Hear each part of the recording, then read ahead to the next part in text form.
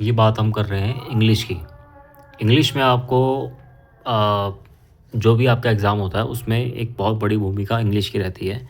और इंग्लिश में मोस्टली लोग गलती इसलिए करते हैं क्योंकि उनको बेसिक्स क्लियर नहीं होते हैं। तो जो बेसिक्स होते हैं ना, इस पे बहुत ध्यान देने की ज़रूरत होती है, बाकी चीज़ें आप ऑटोमेटिकली अपने आप समझने लग जाओगे। तो बेसिक्स में पहली चीज़ आती है कि आपका जो पार्ट्स ऑफ स्पीच होता है, जैसे कि आप जो भी चीज़ बोल रहे हो उसमें आपको पता होना चाहिए कि आप किस तरह से उसको डिस्टिंग्विश कर रहे हो, आप किस तरह से उसको अलग कर सकते हो कि उसमें क्या-क्या बोला गया, कौन क्या है, कौन बोलने वाला है या कुछ भी, डूअर कौन है, सब्जेक्ट कौन है, ऑब्जेक्ट कौन है, ये आपको पता होना चाहिए। अब जैसे कि इसमें पहली चीज़ आती है कि नाउन, ठीक है? नाउन होता है एक। नाउन का आपने बचपन में हमेशा पढ़ा होगा, किसी व्यक्ति विशेष, जगह, स्थान, संज्ञा जो दी जाती है वो नाउन होता है। और नाउन का मीनिंग सिंपली यही है कि किसी भी पर्सन या प्लेस या थिंग,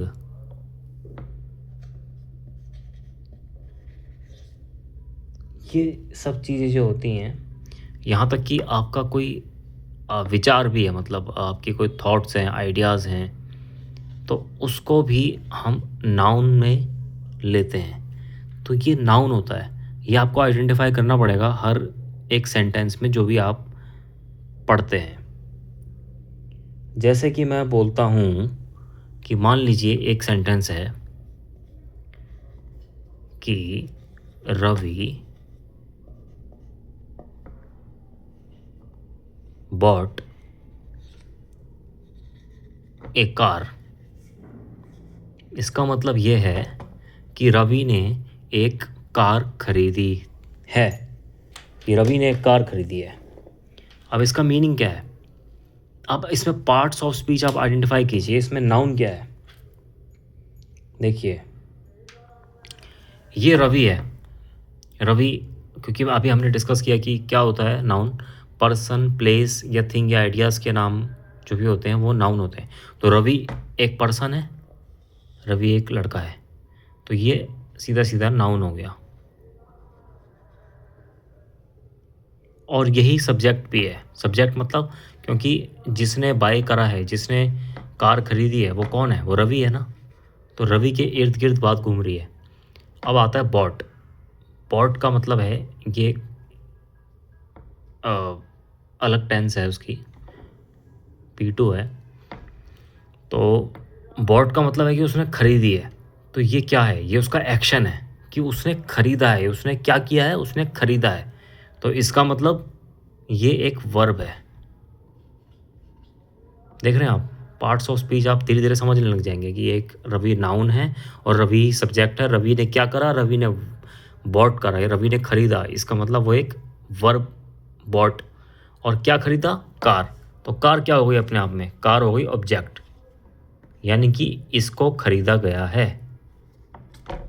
तो अब हम ये जानते हैं, हमें पूरा समझ में आ गया कि रवि ने कार खरीदी है और रवि ही सब्जेक्ट है और रवि ने क्या किया है? वर्ब इसको डिफाइन कर रही है।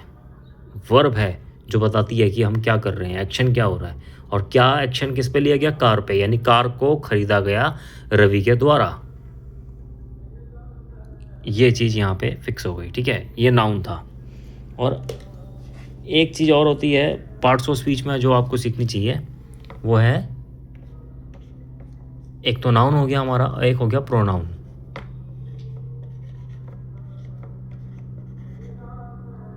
प्रोनाउन क्या हो गया है? देखो, प्रोनाउन क्या होता है, जैसे कि मान लो आप बार बार बोलते हो ना, जैसे आपने बोला रवि ने कार खरीदी और रवि ने क्रिकेट खेला, रवि ने ये करा, रवि ने वो करा, तो आप बार बार उसको रिपीट करना आपको अच्छा नहीं लगता होगा। आप ना फिर इस तरह से बात करने लग जाते हो कि उसने ऐसा करा और उसने वैसा करा, है ना? तो एक नाम की रिपीटेशन को जिस तरह से हम अवॉइड करते हैं और उसकी जगह पे एक सिंगल वर्ड यूज़ कर लेते हैं, उसी को ही प्रोनाउन कहते हैं, यानी कि सर्वनाम हिंदी में। मतलब कि ये एक वर्ड होता है कि यूज्ड इन प्लेस ऑफ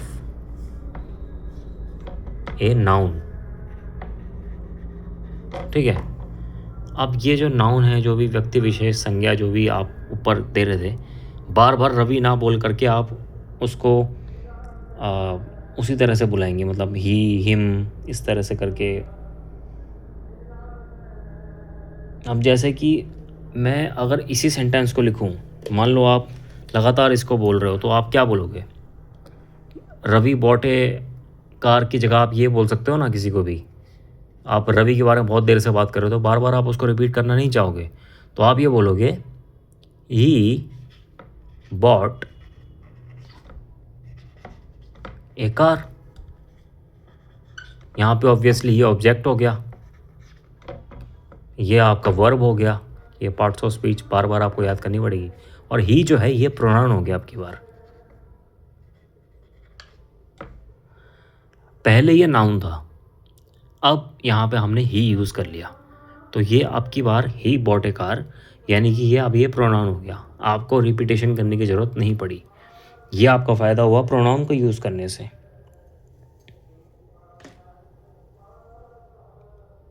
और बॉट जो है वो एक वर्ब ही रहेगा, क्योंकि एक्शन जो लिया जा रहा है वो बॉट के द्वारा लिया जा रहा है। अब वर्ब क्या होता है, वर्ब के बारे में बात करते हैं एक बार। या अगर आपको नोट करना है आप नोट कर सकते हैं, चाहे तो इसका स्क्रीनशॉट ले सकते हैं या कुछ भी। मैं इसको मिटाऊंगा तब नया लिखूंगा।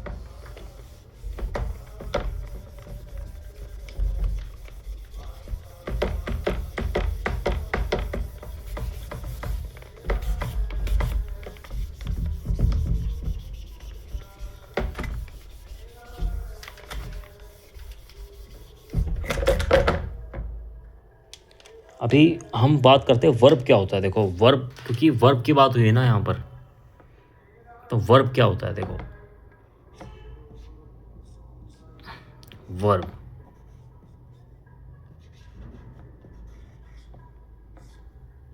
वर्ब ये होता है कि जो भी आपका एक्शन हो रहा है ना उसको वो बताता है। जैसे कि मतलब डिफाइंस, या आप लिख लेना डिफाइंस एक्शन।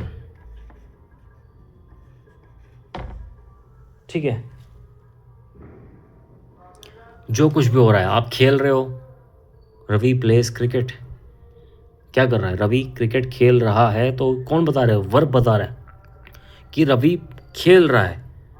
ये चीज़ वर्ब भी बता सकती है, उसका आना ज़रूरी है इस चीज़ में। रवि सो रहा है, तो सो रहा है वो भी कुछ कर रहा है ना, इसका मतलब। तो जो चीज़ भी उसका एक्सप्रेशन, जो भी वो कर रहा है, उस एक्शन का एक्सप्रेशन जो दे रहा है, वो वर्ब नाम की चीज़ ही करती है। जैसे कि मान लीजिए हम लिखते हैं, आज रवि को लपेटेंगे कि रवि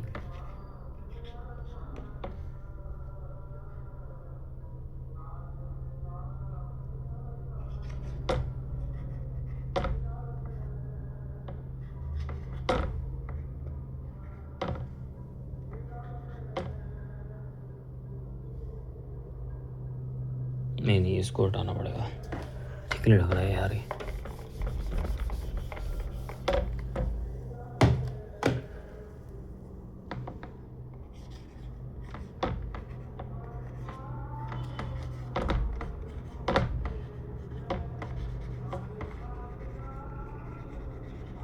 कि मैंने लिखा कि रवि प्लेड हारमोनियम, यानी कि रवि ने हारमोनियम को प्ले करा, यानी बजाया।